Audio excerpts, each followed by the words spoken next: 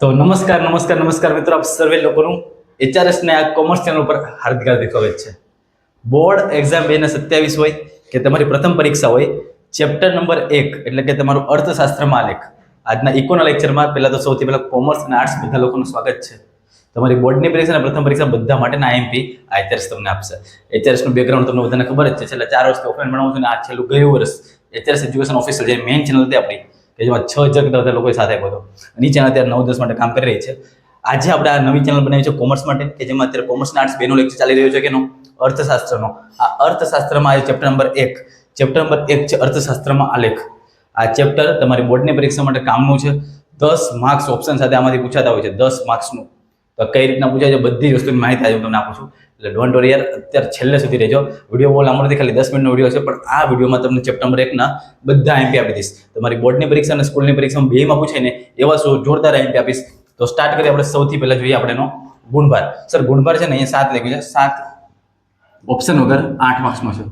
યાદ રાખજો, ઓપ્શન વગર 8 માર્ક્સ અને ઓપ્શનની સાથે 10 માર્ક્સ. એટલે આપણે ખાલી આ યાદ રાખવાનો, કયો ઓપ્શન સાથે વાળો. ઓપ્શન સાથે 10 માર્ક્સનો વેટેજ ધરાવે છે. હવે સર 10 માર્ક્સમાં પૂછાય કઈ રીતના, તો એમાં જો તમારી 5 માર્ક્સનો આલેખ વાળી આકૃતિ વાળો તો ફિક્સ જ છે. એક તમારી આકૃતિ દોરવાની આવશે 5 માર્ક્સમાં. ક્વેશ્ચન નંબર 63 બરાબર. આ તો તમારે બધાને ફિક્સ જ છે ને, કયું ધોરણ આવશે એ બી હું તમને બધું કહી દઉં છું, બધું IMP આપી દઉં છું. બાકી સર આની અંદરથી કદાચ 2 માર્ક્સનો બી નીકળે, કે 3 માર્ક્સનો નીકળે અને એકાદ MCQ બી નીકળે છે આની અંદર.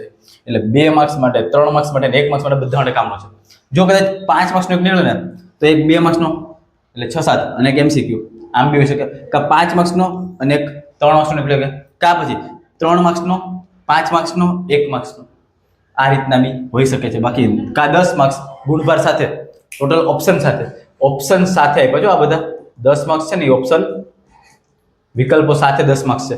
એટલે 5, 6, 7, 8, 9, 10 આ રીતના બી હોઈ શકે, અથવા તો 5, 6, 7 અને 8 આ રીતના બી હોઈ શકે. એટલે 2 માર્ક્સ, 3 માર્ક્સ, 5 માર્ક્સ બધામાં ચેપ્ટર આવે છે. કયા IMP છે બધી વાત કરું છું, પણ જે લોકો નવા હોય સબસ્ક્રાઇબ કરી નાખો. તમારા માટે કયું પૂછે છે એ કામ નથી અત્યારે. અત્યારે તમારે 10 માંથી 10 માર્ક્સ લેવા છે, તો એના માટે HRS તમારી સાથે છે. એ વસ્તુ તમને કહી દઉં છું. સૌથી પહેલા જો વિભાગ A અને B, કદાચ આની અંદર બાય ચાન્સ એકાદો MCQ નીકળી જાય, વધીને એકાદો MCQ નીકળી જાય, તો યાદ રાખજો ખાલી તમારે વિભાગ A અને B માટે કરવાનું કાંઈ નથી. ખાલી તમારી બધા પાસે સ્વાધ્યાય તો છે જ. અક્ષર આગળ નાખો, થોડોક પ્રકાશ આમાં પડે છે. તમારી પાસે બધાની ચોપડી છે અને આ ચોપડીમાં સ્વાધ્યાય આપ્યો છે. વધારે કાંઈ સ્વાધ્યાયને MCQ ને SQ કરી દેવાના છે. હું કહું છું કે આ ચેપ્ટરના સ્વાધ્યાયને MCQ કરી નાખો. સ્વાધ્યાયને MCQ કરી નાખ્યા, તમારું કામ લિટરલી પૂરું થઈ જાય બધું. વિભાગ A અને B માં જે તમારો ટાર્ગેટ 30 માંથી 30 નો લાવવાનો હોય ને, આ બધાની વાત કરું છું. વિભાગ A અને B માં ટાર્ગેટ 30 માંથી 30 લાવવાનું, તો એના માટે કાંઈ કરવાનું નથી. ખાલી ચોપડીના સ્વાધ્યાયના પ્રશ્ન, કે જેમાં ચોપડીના સ્વાધ્યાયના MCQ આપ્યો હોય, અને ખાલી છેલ્લા 5 વર્ષના પેપર તમે સોલ્વ કરી નાખો, એટલે તમારું બધું જ કામ A અને B માં પતી જાય છે. પણ મારું કામ મેં તમને બાકીના બધા સબ્જેક્ટનો IMP આપવાનું છે. બધા વિભાગનો, વિભાગ C, D, E બધાની વાત કરવી છે મારે. તો સૌથી પહેલા જો 2 માર્ક્સના IMP. 2 માર્ક્સ એટલે કે તમારો વિભાગ નંબર કયો? C. જો વિભાગ C માં આનો ક્વેશ્ચન નીકળી જાય, તો પહેલો જ ક્વેશ્ચન હશે વિભાગ C માં. પહેલો જ ક્વેશ્ચન જોવા મળી જાય, અને કયો મળી જાય સર? તો અહીંયા મેં તમને IMP આપ્યા છે. એમાં બી સૌથી વધારે મને જો લાગતો હોય તો એ છે અર્થશાસ્ત્રની અંદર આકૃતિ કે આલેખનું મહત્વ શું છે. 2 માંથી એક જ પૂછે કે આકૃતિનું મહત્વ કે આલેખનું મહત્વ. HRS તમને એવું કહે છે કે અર્થશાસ્ત્રમાં આલેખનું મહત્વ જણાવો. મોસ્ટ ટાઈમ સવાલ છે બોર્ડની પરીક્ષા માટે. અભ્યાસ કરવામાં કોમ્પ્યુટર ટેકનોલોજી કઈ રીતના ઉપયોગી બને છે, આ એક સવાલ કરવાનો એવો છે. આલેખ અને આકૃતિના પ્રકારના નામ લખવા છે, અને આલેખ અને આકૃતિ તફાવત સ્વરૂપે પૂછી શકે.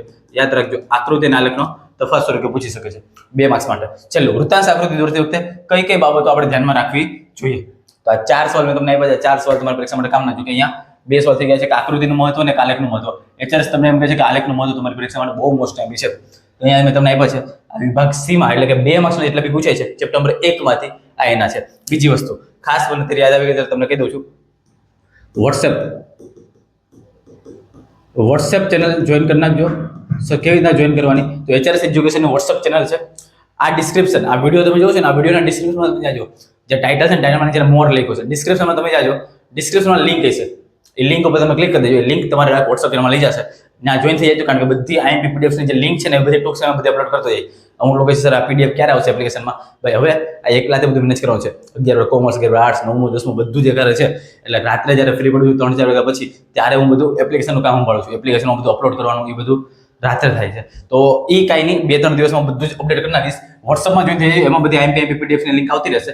અને જે લોકો ઇન્સ્ટાગ્રામ યુઝ કરતા હોય તો અપડેટ્સ માટે HRS એજ્યુકેશન ઓફિશિયલ આવડી આ આપણી પોતાની આઈડી છે આપણા ટ્યુશન માટેની, અને મારી પોતાની આઈડી છે HRS સર ઓફિશિયલ.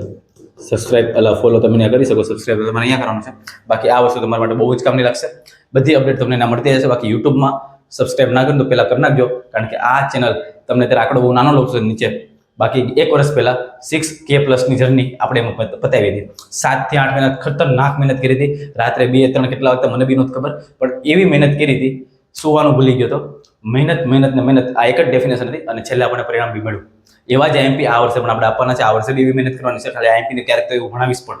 ઇંગ્લિશ તમારો પોતાનો ફેવરેટ સબ્જેક્ટ, ઇંગ્લિશ તો એવી રીતના ભણાવીશ ને ગ્રામર ડિટ્ટો મગજમાં ફિટ કરી દઈશ. આ રીતના બધી જ વસ્તુ આપણે ભણવાની છે. તો વોટ્સઅપમાં ખાસ જોઈન થવાનું ભૂલતા નહીં. ચાલો, વિભાગ ડી માટે સેક્શન ડી એટલે કે તમારો 3 માર્ક્સ. તો 3 માર્ક્સ માટે બી ક્વેશ્ચન એમાંથી 100% નીકળતો છે. હું કહું છું કોમ્પેક્ટ ડિસ્ક. બોર્ડ 2027 ની પરીક્ષા માટે કોમ્પેક્ટ ડિસ્ક. તમારી સ્કૂલની પરીક્ષા માટે બી કહું છું કોમ્પેક્ટ ડિસ્ક એટલે કે CD, data CD.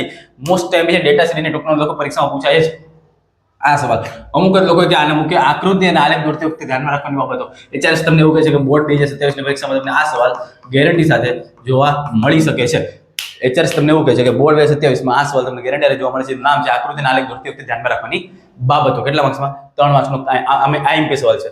Next, computer અને ઇન્ટરનેટના ઉપયોગોના ભયસ્થાનો. ભયસ્થાન એટલે કે એને ભાઈ જેટલું સારું એટલું ખરાબ તો હોય ને ભાઈ, તો ભયસ્થાનો બી તમારે લખવાના છે કે કઈ રીતના નુકસાન થઈ શકે.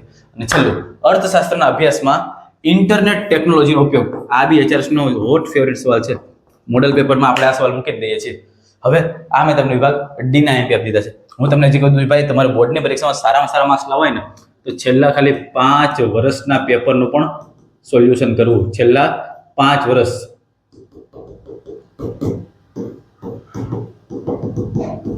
કારણ કે છેલ્લા 5 વર્ષના પેપરમાંથી અવારનવાર ક્વેશ્ચન બધા રિપીટ થતા હોય છે. એમાંથી તમને એનાલિસિસ મળી જાય, એમાંથી તમને જજમેન્ટ મળી જાય કે કેવા સવાલ મારે કરવા જેવા છે. એટલે એ ભૂલતા નહીં કે છેલ્લા 5 વર્ષના પેપરને ખાસ ધ્યાનમાં રાખજો. એ કોઈ બી વોટેવર સબ્જેક્ટ હોય તો એની ઉપર ખાસ નજર નાખી દેવાની છે. ચાલો, હવે તો તમારી આકૃતિ 5 માર્ક્સમાં જે તમારો આકૃતિવાળો ભાગ આવવાનો છે, કેટલી વસ્તુ કરવાની મારે? ભાઈ સમય આધારિત કરી નાખજો. HRS તમને એવું કહે છે કે આ વખતની બોર્ડની પરીક્ષામાં પાસ પાસેની આવશે સાદી. હું એમ કહું છું કે પાસ પાસેની આવશે. કરવા જેવી કેટલી? તો પહેલી 3 કરો, સમય આધારિત કરો, સાદી આકૃતિ કરો અને પાસ પાસેની આકૃતિ. બોર્ડની પરીક્ષામાં આ 3માંથી એક હોઈ શકે. હજી એક વિભાજિત બી આવે છે, પણ HRS એવું કહે છે કે આના ચાન્સીસ 1% છે. બાકી હું પાસ પાસેની આકૃતિ પર સૌથી વધારે ફોકસ કરું છું. જો ટાઈમ હોય તો વિભાજિત બી તમે લઈ લેજો, કારણ કે હજી તમારે બહુ ટાઈમ છે. જે આ ઓગસ્ટ ચાલે છે, તમારા પાસે ટાઈમ સારો એવો છે. પણ આ જેટલી બી આકૃતિ આપી છે, આકૃતિ તમારે એક તો ગેરંટી પૂછવાની હોય છે. આ આકૃતિમાં ખાસ યાદ રાખવાનું છે, આકૃતિ દોર્યા પછી વિશ્લેષણ. કારણ કે વિશ્લેષણના પણ 2.5 માર્ક્સ હોય છે. એ બી આપણે માર્ક્સ જવા ના દેવાય. ટોટલ 5 માર્ક્સ છે અને 5 માર્ક્સ ઇઝીલી આપણને મળી જવા છે. ક્વેશ્ચન નંબર 63 આ રીતના પૂછાતો હોય છે. બાકી મેં તમને 2 માર્ક્સ 3 માર્ક્સ અને બધા IMP આપી દીધા. સૌથી પહેલા મેં તમારે શરૂ કર્યા 2 માર્ક્સના IMP. 2 માર્ક્સ મેં તમને હાઇલાઇટ કર્યું છે આ આલેખનું મહત્વવાળું અને તફાવતવાળા હાઇલાઇટ કર્યું છે. અને 3 માર્ક્સ માટેની વાત કરીએ તો 3 માર્ક્સ માટે મેં ડેટા CD અને ધ્યાનમાં રાખવાની બાબતો આની પર સૌથી વધારે ફોકસ કરી દેજો, કારણ કે એ પરીક્ષા માટે પૂછ્યા છે. ના ઇન્ટરનેટ ટેકનોલોજી. ચાલો, તો ઓલમોસ્ટ આજનો લેક્ચર આપણે અહીંયા ફિનિશ કરીએ છીએ. પણ હા, જે લોકો બી સબસ્ક્રાઇબ નથી કર્યું યાર, સબસ્ક્રાઇબ કરી નાખજો આ ચેનલ ઉપર. ઇન્સ્ટાગ્રામ ઉપર ફોલો કરી નાખજો. અને વોટ્સઅપ ચેનલ કે જેમાં બધી IMP PDFs અને IMP બધી આપણે અપડેટ્સ છે એમાં આવવાની છે. ખાસ જોઈન થઈ જજો. ગઈકાલે આપણે જે આખું ટાઈમ ટેબલ આપી દીધું છે, ટાઈમ ટેબલ વિડીયો ના જોઈ લેજો. આજના આપણે મંગળવાર ઇકોનો લેક્ચર તમારી સામે આવી ગયો છે. હવે તો એક પછી એક બધા લેક્ચર આવશે. આ વન શોટની અંદર ખાલી 10 થી 12 મિનિટના વિડીયોમાં આખું ચેપ્ટર કે જેટલા બી IMP હોય બોર્ડની પરીક્ષામાં અને સ્કૂલની પરીક્ષામાં બધા હું કવર કરીશ. અને હા, બીજી વસ્તુ કે તમારી હવે ટ્યુશનની સ્કૂલની પરીક્ષા બી આવશે પ્રથમ સત્રની. એ મોડલ ટેસ્ટ માટેની બીજી IMP છે, એ ટૂંક સમયમાં શરૂ થશે. તમારે ખાલી કરવાનું કાંઈ નથી. કોમેન્ટ સેક્શનમાં તમારે ખાલી તમારી સ્કૂલની તારીખ લખી દેવાની છે કે આ તારીખે મારી એક્ઝામ છે. એટલે એના પહેલા જ 1 વીક પહેલા જ આપણે બધી IMP આપી દઈએ. તો આજનો લેક્ચર આપણે અહીંયા સુધી રાખીએ છીએ. જો વિડીયો ગમ્યો તો લાઈક કરી નાખજો, કારણ કે હવે એકાઉન્ટ, સ્ટેટ, ઇકો, બી, ઇંગ્લિશ, ગુજરાતી, એસપીસી બધા જ સબ્જેક્ટ માટે આ HRS તમારા માટે સાથે છે. અને બોર્ડ એક્ઝામના છેલ્લા પેપર સુધી હું તમારો સાથ નહીં મૂકું યાર. તો આજના લેક્ચરમાં આપણે અહીંયા સુધી રાખીએ છીએ. મળે છે નવા લેક્ચરમાં. દરેક લોકોને જય હિન્દ, જય ભારત.